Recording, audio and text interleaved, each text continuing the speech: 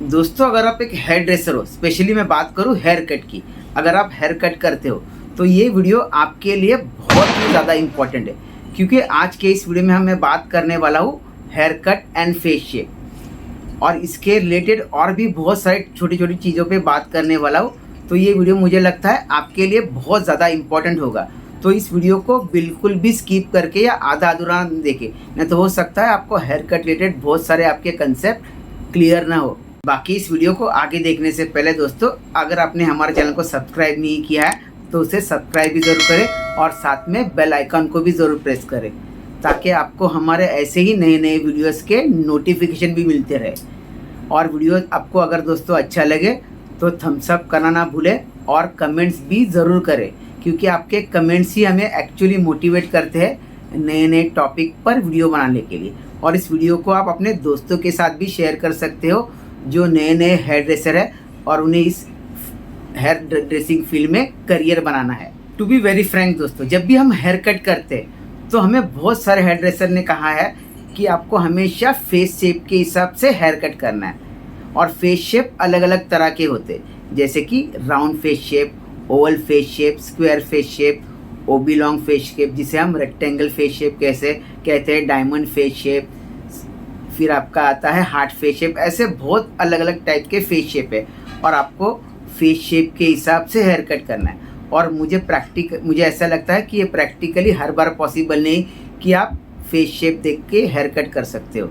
आपको बहुत सारी और छोटी छोटी बातें ध्यान में रखनी है हेयर कट करते वक्त, और आज इसी वीडियो में इन्हीं सारी टॉपिक पर मैं बात करने वाला हूँ। लेकिन उससे पहले हम देख लेते हैं कि फेस शेप और हेयर कट ये हर बार प्रैक्टिकली पॉसिबल है, फेस शेप के हिसाब से हेयर कट करना। पहले मैं आपको ये टॉपिक पर बात करके या आपको प्रूव करके दिखाने वाला, फिर उसके बाद हम बात करेंगे कि अलग अलग पॉइंट्स पर कि आपको हेयर कट करते वक्त और किन किन बातों पर ध्यान रखना है। हाँ दोस्तों, सबसे पहला रीज़न कि फेस शेप के अकॉर्डिंग हेयर कट करना हर बार पॉसिबल नहीं। इसका फर्स्ट एग्जाम्पल हम लोग देख लेते हैं कि सपोज दो ट्विंस है, दोनों का फेस शेप एक जैसा है। फॉर एग्जांपल दोनों का फेस शेप सपोज राउंड है एंड उनका राउंड फेस शेप है, लेकिन दोनों के बाल अलग है। एक क्लाइंट के बाल थोड़े से करली है और ज़्यादा बाउंसी है, सेम वे दूसरी क्लाइंट है उसके बाल पतले हैं और स्ट्रेट है।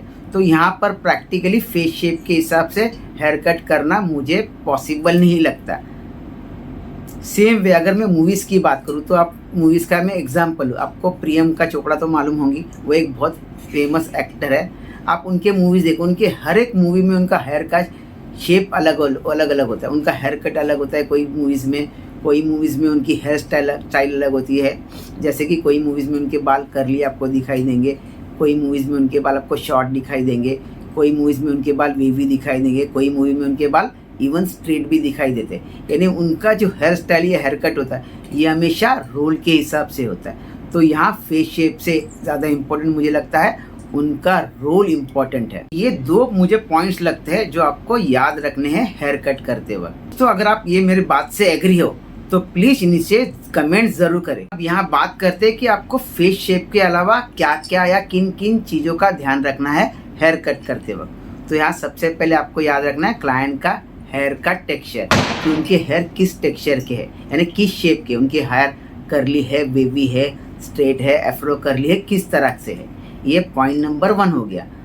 उसी तरह सेकेंड नंबर का पॉइंट है हेयर लेंथ, उनकी हेयर की लेंथ क्या है और या उन्हें हेयर की लेंथ कितनी रखनी है, ये भी एक इम्पॉर्टेंट फैक्टर है हेयर कट करते वक्त। सेम वे थर्ड पॉइंट है उनका प्रोफेशन, और मुझे लगता है ये सबसे ज़्यादा इम्पॉर्टेंट है, उनका प्रोफेशन क्या है। अगर सपोज एक क्लाइंट है, उनके हेयर थोड़े से वेवी है लेकिन और उनका फेस शेप सपोज स्क्वायर है, तो स्क्वायर शेप के हिसाब से आपको बता रहा है कि आपको इस तरह से हेयर कट करना है, लेकिन वो एज ए प्रोफेशन टीचर है, तो टीचर को एकदम बाउंसी या ऐसे बहुत सारे लेयर्स वाले हेयर कट रखना प्रैक्टिकली मुझे इंडियन ट्रेडिशन के हिसाब से सही नहीं लगता है। तो आपको हमेशा याद रखिए जब भी आप हेयर कट करते हो तो क्लाइंट का प्रोफेशन का भी ज़रूर ध्यान रखिए। वैसे ही जो नेक्स्ट पॉइंट है वो है उनका ड्रेसिंग सेंस, यानी वो किस तरह के ड्रेस पहनती है। अभी बहुत सारे इंडिया की बात करूँ तो इंडिया में बहुत सारे क्लाइंट्स ऐसे हैं जो सिर्फ साड़ी पहनना पसंद करते हैं, वैसे ही बहुत सारे क्लाइंट हैं जो जीन्स टी शर्ट पहनना पसंद करते हैं, वैसे ही और भी कुछ क्लाइंट्स हैं जो सिर्फ चूड़ीदार वगैरह ऐसे ड्रेस पहनते हैं। तो ये ड्रेसिंग सेंस भी मेरे हिसाब से इम्पॉर्टेंट है हेयर कट में। तो आप जब भी हेयर कट करते हैं तो ये पॉइंट को भी ध्यान में ज़रूर रखिए। वैसे और एक इम्पॉर्टेंट फैक्टर है, दैट इज़ एज फैक्टर। मुझे लगता है एज भी ज़्यादा इम्पॉर्टेंट है आप हेयर कट करते वक्त, क्योंकि इंडिया में ना बहुत सारे ऐसे लोग होते हैं कि एज के बाद उनका ड्रेसिंग सेंस, उनका सोचने का तरीका, उनका सेंस ऑफ ह्यूमर, ये सब चेंज होता है। तो वही हिसाब से आपको हेयर कट करते वक्त भी ध्यान रखना है। यानी फॉर एग्जांपल एक लेडी है सपोज 60 to 65 ईयर्स की, ओके, तो आप उनके ऊपर मॉडर्न हेयर कट करोगे तो कैसा लगेगा, आप खुद सोचिए। तो हाँ, याद रखिए हेयर कट करते वक्त आपको एज का भी ज़रूर ध्यान रखना है। ये भी एक इम्पॉर्टेंट पॉइंट है हेयर कट करते वक्त। यहाँ पर मैं और एक पॉइंट ऐड करना चाहता हूँ, that is how client tie their hair. यानी वो क्लाइंट बालों को किस तरह से बांध के रखते हैं। यानी क्लाइंट को अगर सिर्फ चोटी बांधने की आदत है, हमेशा वो लोग चोटी बांधते हैं, तो उस केस में आप उनके ऊपर कोई भी लेयर हेयर कट करो, उसका कोई बेनिफिट नहीं मिलेगा। सेम वे किसी क्लाइंट को सपोज बालों को क्लिप करने की आदत है, तो उस केस में आपको हेयर कट उस हिसाब से करना है। सेम वे किसी क्लाइंट की आदत है बालों को ओपन रखना, तो उस केस में आप उस हिसाब से हेयर कट कर सकते हो।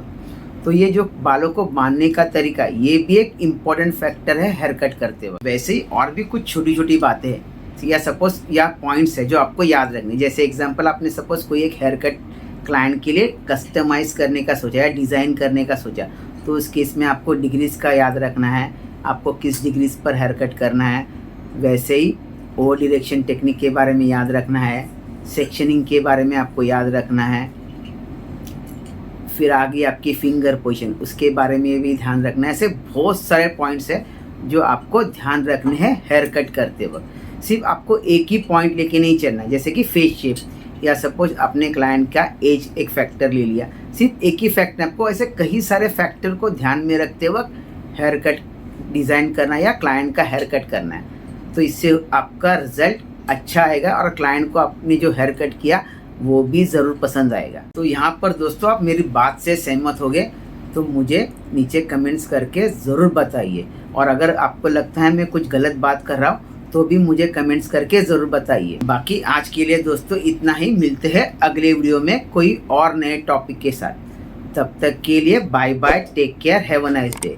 और याद रखिए वीडियो अच्छा लगे तो चैनल को सब्सक्राइब ज़रूर करें और बेल आइकॉन को भी ज़रूर प्रेस करें और नीचे कमेंट्स भी ज़रूर करें।